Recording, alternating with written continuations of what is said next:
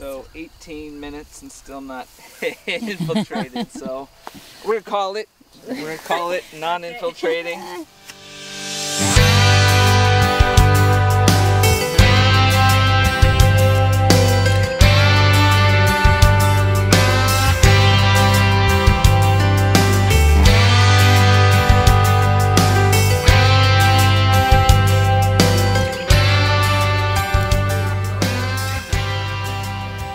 Hey guys, today we're having a few people out from the NRCS and they are going to be looking at our soils to see what's a good avenue to go to get some good grasses and clovers, those types of things growing on our property.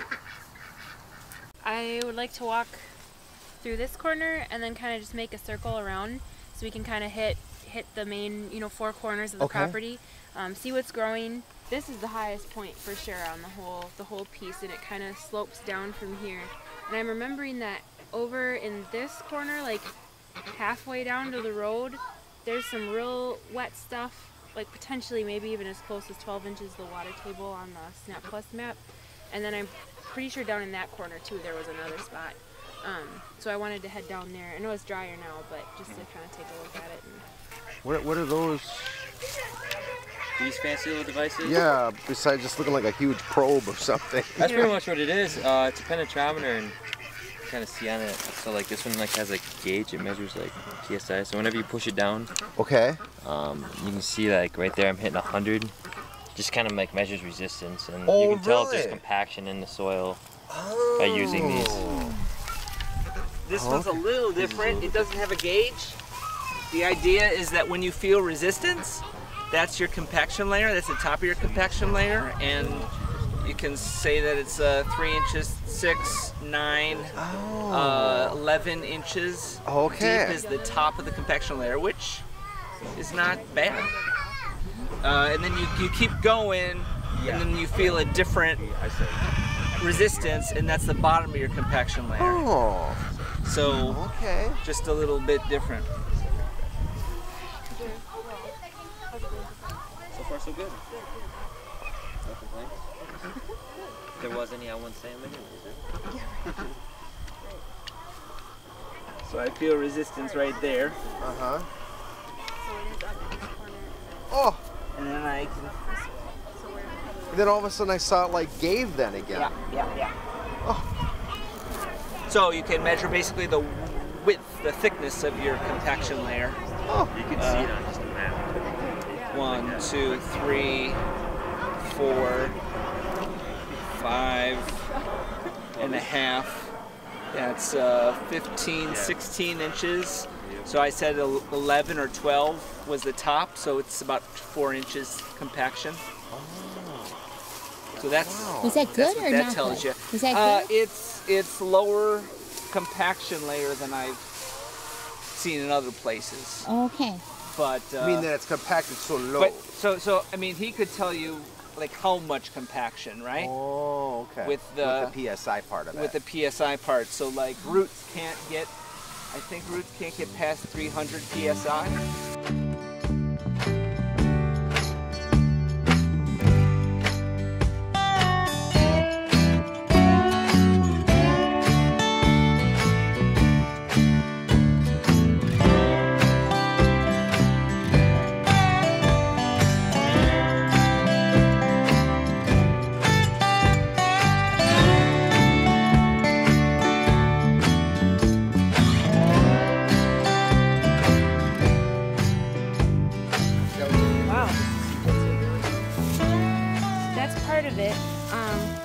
This will tell us a little bit about the root structures. You can kind of see, please feel free to interject your expertise, because this is not my main field. But you can kind of see how the roots are running down through, and running through pretty deep. You can see them all the way to almost the end of the shovel. That's a really good sign.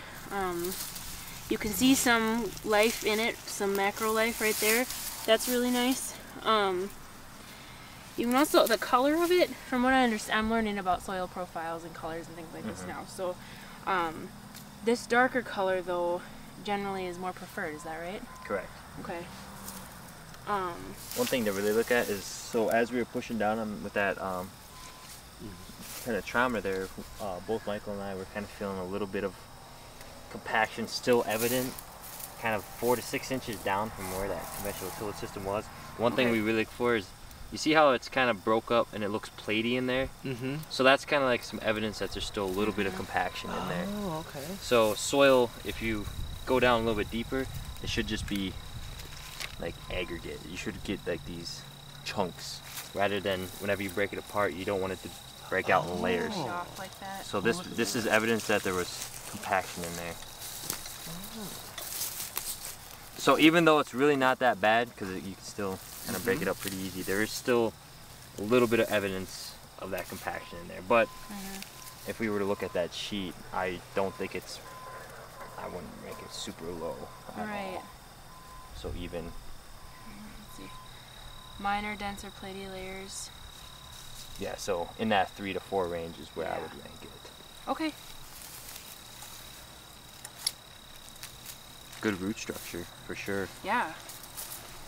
So when you're saying that the roots are going down, you're saying that the roots are able to penetrate the soil. Correct. Yeah. So if you came here a couple years ago and you pulled out any plant, and because there was that compaction layer, 4 to 6 inches down, the roots would probably go like this. They would J roots because they can't penetrate that thick layer. So you can see one of them is headed that way right here, isn't it? This bigger one? Potentially, but that might just be like a rhizome. Just the, oh, okay. Just going from side to side, because this Canary Grass is all rhizomous, so it's just Yeah, that's true. all one plant Right. going through there. But yeah, I would 3 to 4. I think that's probably what you ranked it before, right? 3 to 4. And what is that then? This is cool. That's a hard way to dig a post. This is just a percolation test. Just gonna time how much time it takes for water to seep in.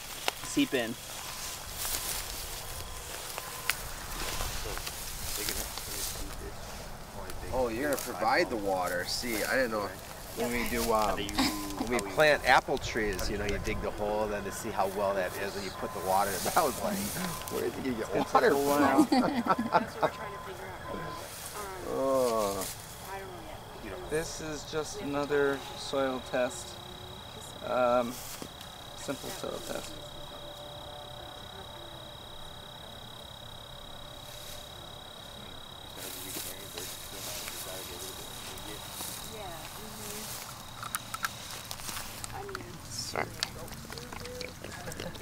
Yeah. So that's the discussion. We had talked about So, heavily compacted stuff will be like, could be several minutes, just for everything to sink in, and really well drained soil. Like if we go in the forest right now and do the same that test, probably was gone by now. it'll be a minute, and then it'll be gone. Oh, okay. Yeah, but it's really interesting to test it on cropland versus right next door forest land, because you'll see the difference immediately with growing roots versus cultivated land. So it's still pooled, but of course that's what you want to strive for. That kind of infiltration will soak every drop of water that you get, as opposed to runoff. Honestly, it's not that weedy. I guess if you have better soaking, then that's good to hear. when it's dry out, then it probably isn't going to be as dry on that ground then, right? Exactly. The water will certainly the grasses that you plant will be able to reach down into I mean, it's like the better soil structure you have increases infiltration and increases the ability to store that water, right, and release it to the roots. It's several different pieces of the same thing. So it's still pooling here, and we're about 1 minute 45. Oh, that's it. It's not terrible, because I do see it is moving in. So it's So how does there's movement. So when it does soak in real well, where does that moisture stay in the soil then when you have it drier naturally? I mean, let's say you're in July, and now the soil's improved, it's soaking in better.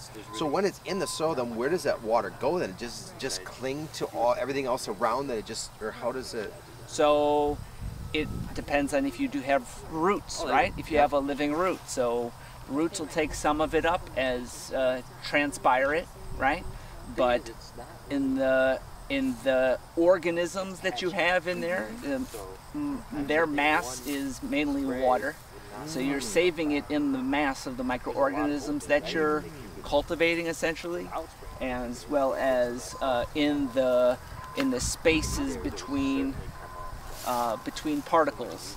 So silty loam obviously is the best stuff, and that has a really good capacity to hold on to water, but also to make it available to plants. So it's in between that sand and clay is the ideal water holding silt loam. So it's still percolating at about 3 minutes in. But you can see movement there, obviously. Mosquitoes. Yeah, if you want to keep moving, I could just stay here with them. Okay. There was a ton. I don't know if anything. There was a ton of grasshoppers.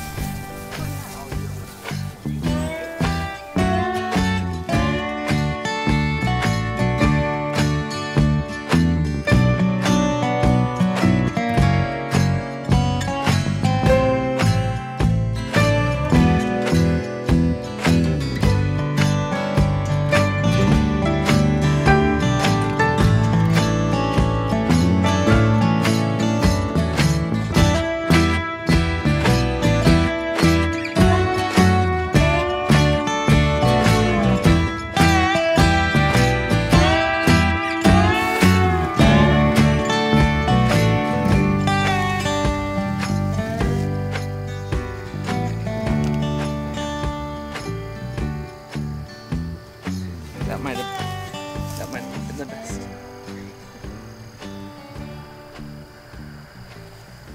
Okay, so you're at the photos, hit the eye, and then there's automatically this look up plant. Wow, okay. Oh, look at that. Worth a shot anyway. I'm just really curious. I'm sorry I'm taking up time with this, but... And it's this one? This here? Yes. Yep. The little red plant. I'll find a good one here.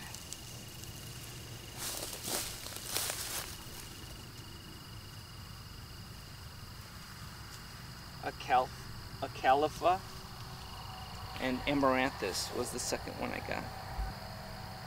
Come on, please. Copperleaf. Copperleaf? That's a califa. I know. What's that? Oh, mine came up as a copperleaf as well. Virginia copperleaf. That looks a lot like it. The sample pictures. Okay. Okay. There you go. I'd say Virginia copperleaf? Virginia copperleaf. That's what it looks like. That's what it looks like. For sure. Awesome. Cool. There you go. Now we know. Okay.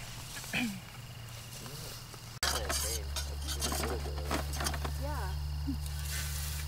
They're both in So this is the Flake Test, and this is another simple one where we're going to see how well this holds up underwater.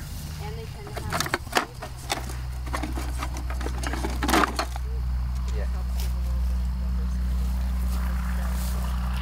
I like them. Fill a cup with water. Percent desirable. I mean, it's Put the ped, the soil ped, in the water, I think it's and see how well it holds together. That comes off that sheet we were just looking at. it's intermediate. So you've got most desirable, intermediate. I would put this. I don't see any desirable species up here. Three canary and Pasture, and then Which are intermediate. I mean, I really don't go hard on that. no. And then there's a little bit of plantain. Other than that, just really not. But that too by NRCS standards is intermediate. It's not desirable. Okay. And it's pretty I good. would maybe score it as desirable, The but stuff that's in water is not flaking apart or dissolving essentially. there's So some decent stuff it growing, but as it's far as another those go, piece of evidence that there's good like I have aggregates not that seen the one. soil is the glues from the bacteria and the fungi are holding together the soil, which is absolutely what we want to see. And it can only be done with living roots, providing the moisture or providing the food to the fungi bacteria. Live. So we can dump But, this I mean, water you can out. see a little bit of bare ground, but a lot of it's dead stuff. And then Most of it- turn around and we see that it's still pretty probably a few I was thinking three. pretty good. And these mosquitoes are Because I mean, live is Fun. using it. fun.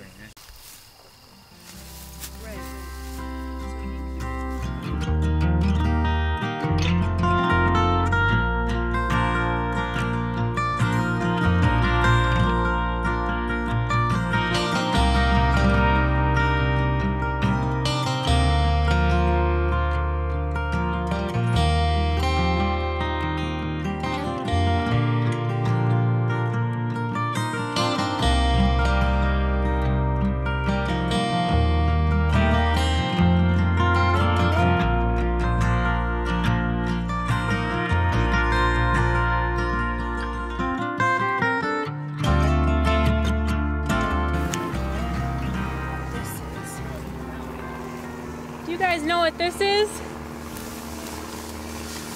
That's about as tall as it gets. What is it? I don't know, that's what I'm trying to find out. It looks like bluegrass, but that's not what it is. It's thin, and bluegrass wouldn't grow here.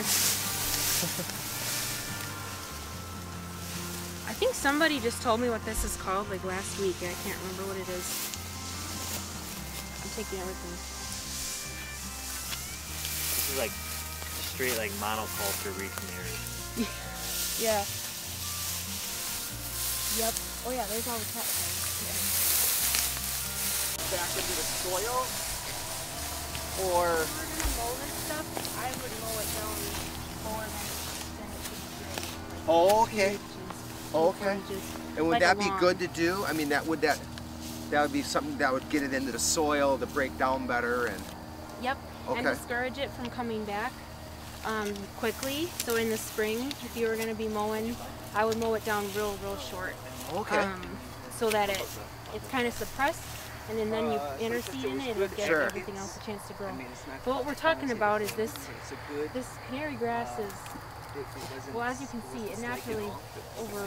Is that what we're looking at here? Yep. This Okay. is all this stuff is canary grass, and it's pretty easy to identify usually because it's got, well, you can see dead form or not dead form. It's just real thick stuff, and it branches out a lot okay. real quickly. Okay. And it's got those real thick leaves.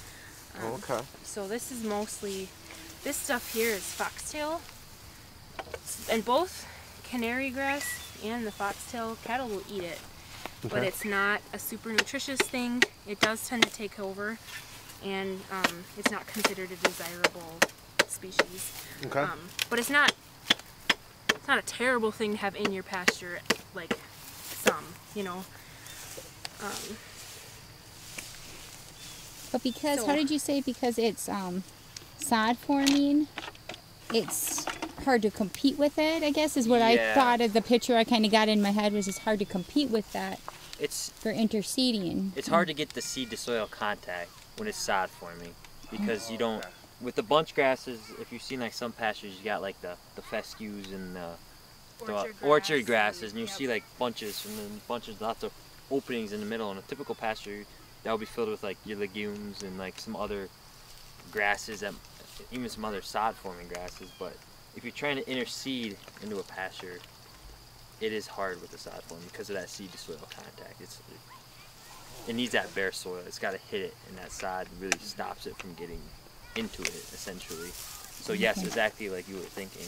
Again, for grazing purposes, especially these pieces that have the cattails on them, I would be really careful with that the first year or two that you're grazing on it, because if it's wet enough that those cattails will grow, that's not going to really like real heavy trampling from the cattle. But we can include that. We can include that in the planning process and just make sure they have enough, you know, other places to go, so they're not running out of pasture. But we're also taking care of what you have, as well as building it up to become a little more stable with those deeper grasses. So there are ways. It'll just take a little time, maybe. All right. Well, I think. Is there anything else on here you wanted to go over? No, Okay. for sure. I think hopefully you got everything you need. Yeah, I think I'm good to go. Thank you guys for coming out and Thanks bringing for everything. inviting us Yeah, out here. absolutely. Yeah, thank you so Awesome much. land. It's very interesting. Really, Yeah. very cool. No problem. Yeah, absolutely. This was great. And then Yeah, and feel free to check back as time goes on or whatever. I mean, we'll probably working with Lynn or whomever on other little things we can hopefully utilize from the NRCS out here. yeah. And you can see how things are progressing. Guys Hopefully have a 2, maybe 3 years the house will be out here, but we'll see. Well, I hope so. Yeah. And it really will be a neat spot when your dream is complete. That's exciting to think Yeah. about. And you've got a really, I mean, it's a pretty diverse piece of ground. Is it 40 acres? 20 quite 20 that. acres. Yeah, right Is on, it- just a smidgen under 20 acres, yeah. Oh, that's right. Yeah. Okay. Well, even, I mean, but even in your 20 acres, you've got some high spots and some low spots and different things you can do, and it's kind of cool to think about. Yeah. Yeah. Yeah, Awesome. and then we got through with the wire company, so that was good, and Yes. yeah. I'm glad that worked out. Yeah. I got so worried the first time.